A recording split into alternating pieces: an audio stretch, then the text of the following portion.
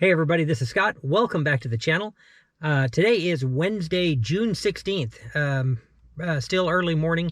I am heading to an estate sale in Corsicana, Texas. That's about a 30-minute drive for me, which is usually about as close as anything is to me. I think the reason for the intro is this. It's Wednesday morning and I get to go to an estate sale. And during having had a professional career for almost 30 years, it's not lost on me what a privilege this is that I get to do this. I used to see these great estate sales and be like, gosh, I wish I could go. But, of course, as soon as I got to work, I wasn't thinking about it. But I do realize how lucky I am to get to do it. So hopefully today I'll find some stuff to share with you. Hopefully you'll enjoy it. So here we go.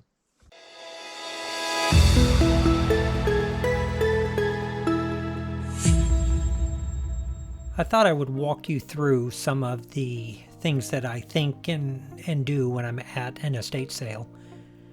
This was a very high-end estate sale, and some of the prices like that right there, $1,500, they were startling. This is a beautiful easel, and I'm actually not surprised at all that that's sold. We don't do a lot of books. Merc manuals, the one you just saw, those can be valuable if it's a current edition. What I'm always looking for, especially in kitchens, is the Luby's cookbook. If you find them, they're close to $100 right now.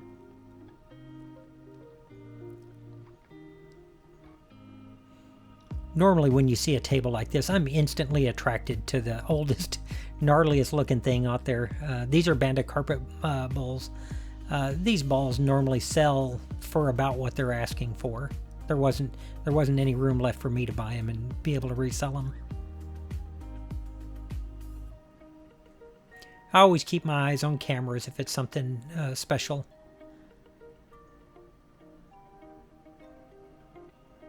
Brass doorstops, $75 a piece.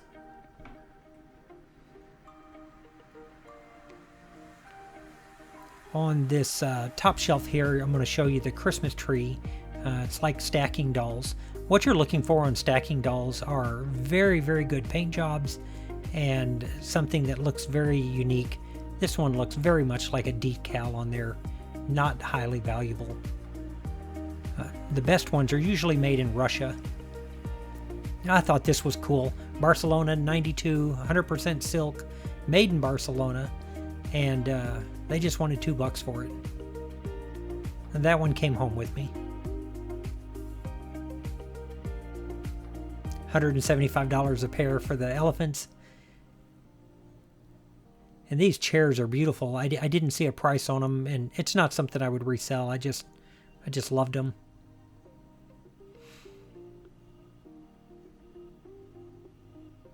This clock was outstanding, but I have no idea what the resale on something like that is. And 900 is more than I want to learn. And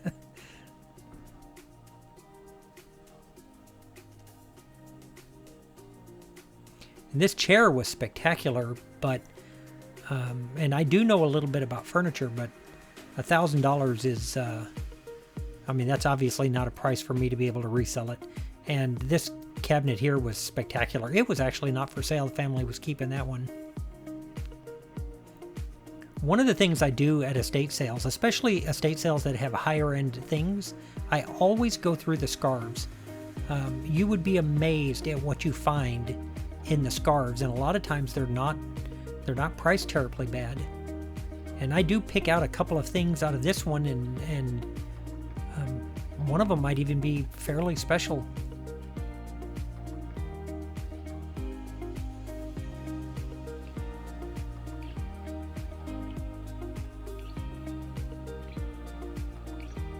Yeah, I didn't pick that up. What I'm looking for on those, I want to see where they're made, and I'm just in general checking for quality. Obviously, I'm looking for silk whenever I can get it, and this was more than I couldn't find a brand on that one. But one of the things, I think I zoom in on this one so that you can see on very well-made handkerchiefs and scarves, you'll see that the edging on them is a hand rolled, it's hand stitched. Yeah, there you go. Just like that. And that's something to look for. If it's machine stitched, it's probably a cheaper scarf.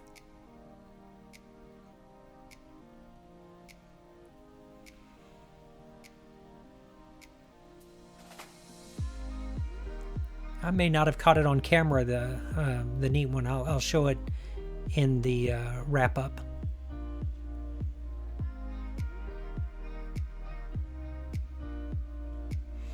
This is the section here that caught me off guard. Shoes, I've had a lot of experience with shoes, but I have not had experience with shoes at the price level that some of these came in.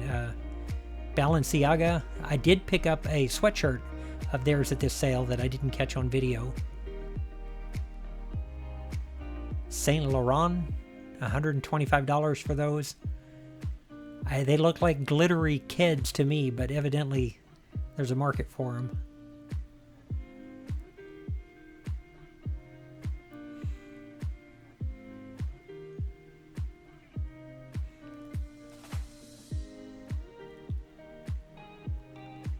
I tried to zoom in on some of them because I know there are people that do a lot more shoes than I do. Salvatore Ferragamo is not a brand I have great luck with. These were some of the better looking styles that I've seen, but I just don't have enough luck with them to have a whole lot of interest in bringing those home.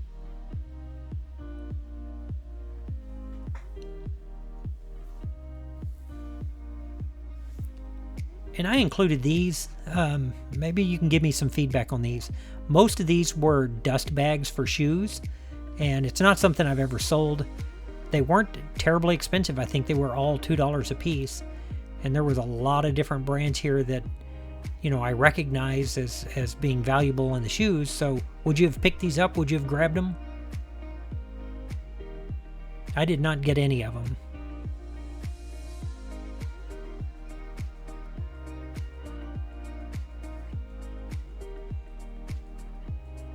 Really good brands.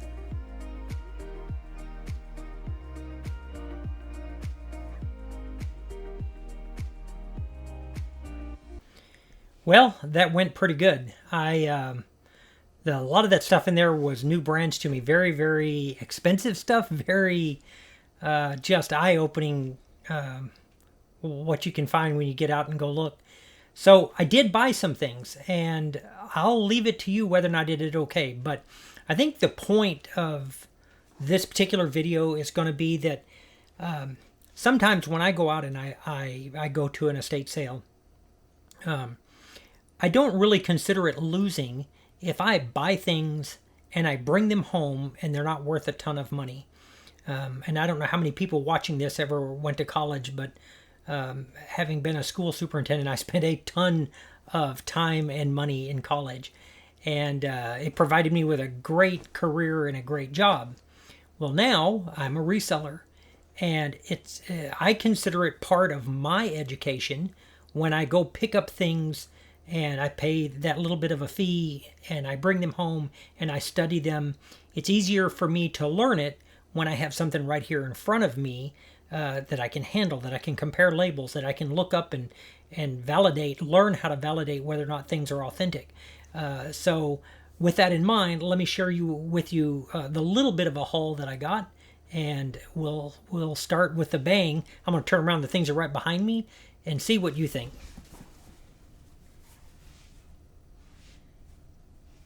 So this looks like kind of a sweatshirt, but it has pockets. And I will show you the tag. Again, it's not a tag that I'm familiar with. And I paid a lot for this. I did just enough research to know that some of their things go for a lot. But I paid $75 for that. Again, I don't know that I'll make anything on it. I haven't ever researched it. I haven't done a lot of work. It's a kind of like a sweatshirt. It's got pockets in it.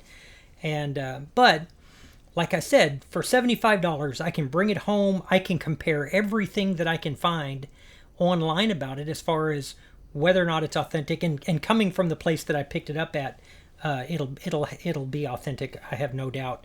The estate sale that I went to, the last name was McNutt. was in Corsicana, and they were the founders of the Collins Street Bakery. Collins Street Bakery's been there for a long, long time, and they make fruitcakes, and a very, very wealthy family, and they earned it. I mean, it's a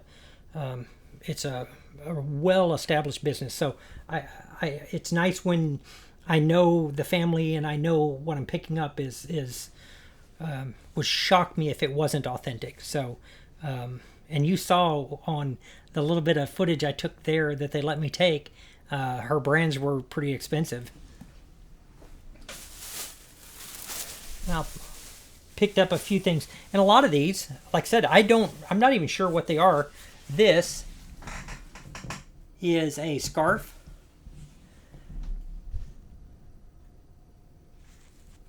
And don't know much about it. They charged me $2 a piece on the scarves. And occasionally, scarves can be worth a great deal of money. So the way that I look at it at like a sale like this is I get a chance to bring home the scarves. Obviously I pick out the ones that look nice to me, that have a little bit of character. Because I know that a lot of the other brands there were very expensive, and there's a chance I'll either earn some money on these or I'll learn some. This one, like I said, I didn't look this up. Let me turn it right side up for you. That's a pretty cool scarf. Barcelona, 92. I would have picked that up even if it wasn't at a place for $2. I'd give that a shot. And a lot of times I pick up a lot of Olympic stuff, and it isn't all very high end, but I could, if that piece isn't worth very much by itself, I could always couple it with something later on down the road from the same Olympic Games. Okay, this one is not really even a scarf. They charged me $2 for it, but see if I can figure out what's it's two-sided. And on the back side, and so what this is, it's a piece of fabric, and it's a piece of fabric made out of a topo map. A topography map, like the United States Soil Conservation Service, or the USGS Geological Survey, the United States Geological Survey, made them. My in-laws used to own a blueprint company in Temple, and we sold these to surveyors. I've never had one made out of silk before, so I have no clue, but for $2, I'm going to find out. I picked up a couple skirts, and again, the only reason I picked them up is because of the price of the other things there. They charged me $5. I think that's TULEH. Never heard of it. I got nothing. It's just a little pencil skirt, I think they call it. So $5 is quite a bit. Again, it's more or less a gamble on my part, just based on the price of the other things there. And here's another one. Never heard of this at all. Agnona. It wasn't just because of the other stuff in the house. These are lined. They seem very nice. The fabric is nice. This one's silk and linen, and it's made in Italy. So we'll give that a try too. So, and then I got two more items. I spent including the $75 sweatshirt, which is just crazy for me to think I spent that much. I spent a total of $96. But these should be pretty good. I don't know if that'll show up for you or not. It's a pair of Ray-Ban sunglasses, and I will have to do a little bit of research. I don't know a great deal about sunglasses. I mean, I wear glasses, so I've never had much of an opportunity in my life to wear sunglasses, but I know that Ray-Ban can do well, and they charge me $3 for those. So, and the last item I'm really excited about. It'll take a little bit of research to see exactly how it does, but keep your eyes open for bolo ties. Now, they're not all worth a lot of money, but let me show you why I picked this one up. One is they charged me $2, but don't know if I can get this where you can see it. I'm gonna try and do it like that.